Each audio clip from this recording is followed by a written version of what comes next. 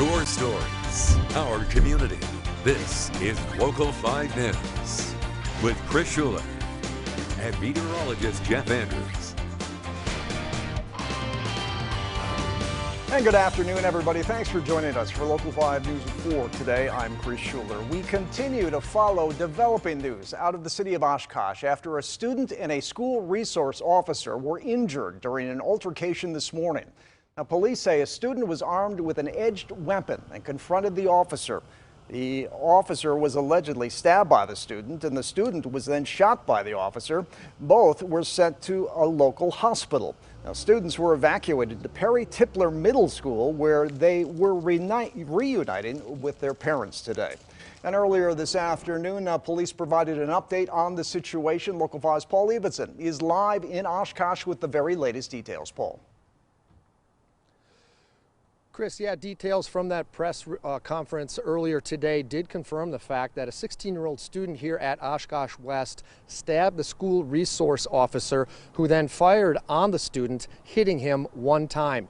Now, that officer then radioed for help and for an ambulance. We are told that both student and school resource officer are recovering from their injuries at an unspecified local hospital. Both the chief of police and the district superintendent expressed their thanks to multiple surrounding jurisdictions that responded rapidly to the call for help.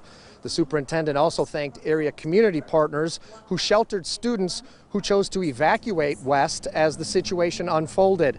Now, the combination of evacuation and lockdown is part of the district's ALICE protocol, which stands for Alert, Lockdown, Inform, Counter, and Evacuate. Both also reassured the community that student safety is their #1 priority. Our students' safety is our #1 priority. We are committed to providing a school environment where students can feel safe in mind and body. Today's tragic event shows that trained school resource officers can help save lives. I would like to say to the Oshkosh community that the safety of our students is paramount to all of us. We care deeply for the well-being of each of our students, and our officers will do whatever it takes to ensure the safety of those students and the staff at the schools. Police Chief Smith did also say that they believe there was only the one suspect in this case that will now be turned over to the State Department of Criminal Investigation. Reporting live here in Oshkosh, Paul Evenson, Local 5 News.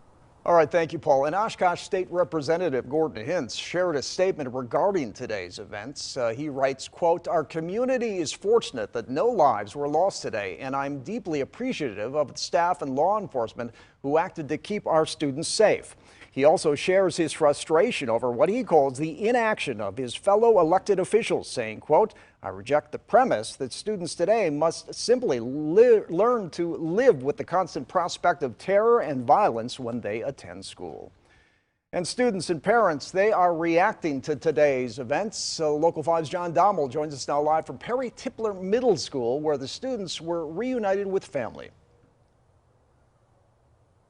Chris, earlier in the day, you had hundreds of parents lining the perimeter of Perry Tippler Middle School, and everybody that I spoke to, both students from Oshkosh West and parents, told me that they were satisfied with the school district's handling of the officer-involved shooting. I apologize. Everybody that I talked to said that they were satisfied with the handling of that shooting. West students and faculty were shuttled over to Perry Tippler Middle School around 10 this morning, and it was after some reunions that we heard some firsthand accounts of the bravery inside. Students told me that their teachers were calm, with one even barricading the door until help arrived. I did remember hearing the lockdown, not really hearing any gunshots, but I was sitting there when some of the people by the window were looking outside and saw a group of kids just running out.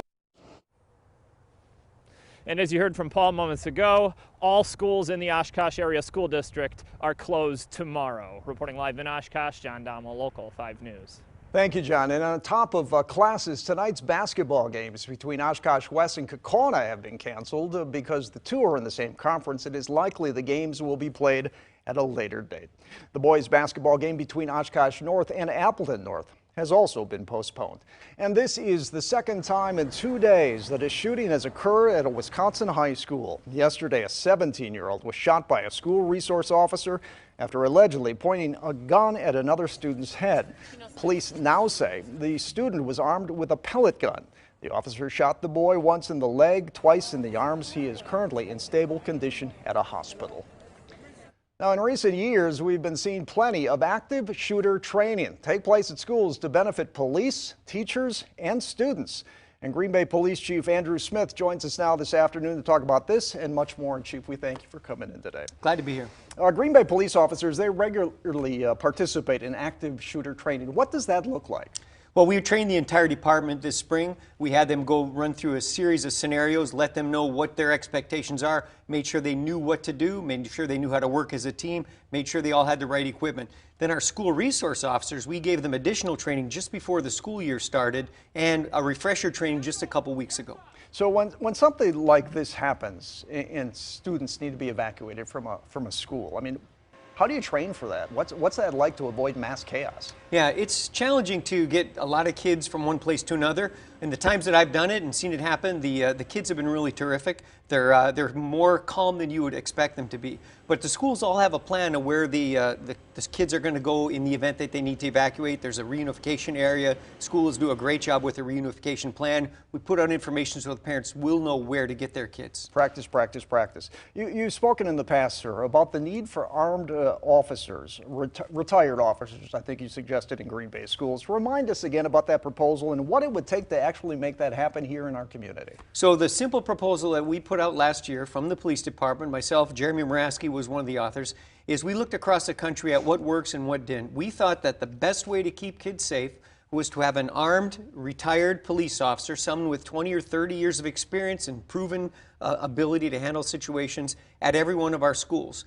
If they're retired, they would work for a lower wage, so they would not be as expensive as a full-time regular police officer in our schools. And the idea would be that their job is not to deal with kids that are truant or smoking in the bathroom. Their job is to keep those kids safe, keep someone from coming into that school with a weapon and harming our children. Total cost of it, we figured about $2.5 million per year for the city of Green Bay. Now, the school board voted against it unanimously, as I recall. Do you think it's time to revisit that? Well, I think it's a great idea. I've always said the best idea wins. If anybody's got a better idea than this about keeping our kids safe, I'd like to hear about it because I don't think there's a better idea out there. But again, this is our suggestion. The school board gets to make the decision. You know, following these incidents in Oshkosh and also in Waukesha, will the school district, do you believe, because I know you're in communication with them, are they taking extra precautions? Is the police department taking extra precautions? We work very well with the school district and the superintendent. We train with them regularly. We meet with them on a regular basis. They've done a great job making sure that all their personnel are trained in the ALICE protocol in the event of being prepared for these active shooter situations.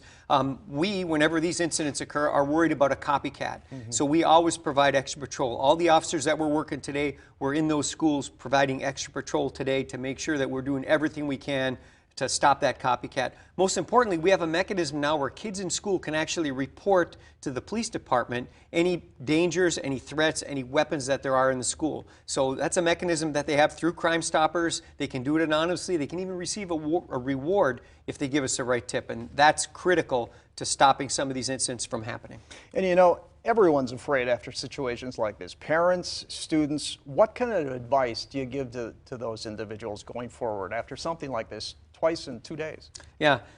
You know, it always hits closer and closer to home.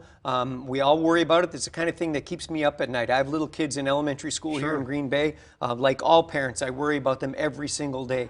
Know that the police department is ready to respond. We have a terrific group of senior officers that are in the schools. We have 11 school resource officers that are in those schools every day. All the rest of our officers are fully trained. The Police Foundation has given us the right equipment so that officers can go in there and take care of that threat. We are ready. We just need the students and the teachers and everyone else who may have any information about a threat to let us know about it if they find out about it. All right, we thank you. Chief Andrew Smith, Green Bay Police Department, thanks for coming in this afternoon. And remember, everyone, you can always keep up on the latest information on this story with our Local 5 News app. It is available for free in the App Store and Google Play.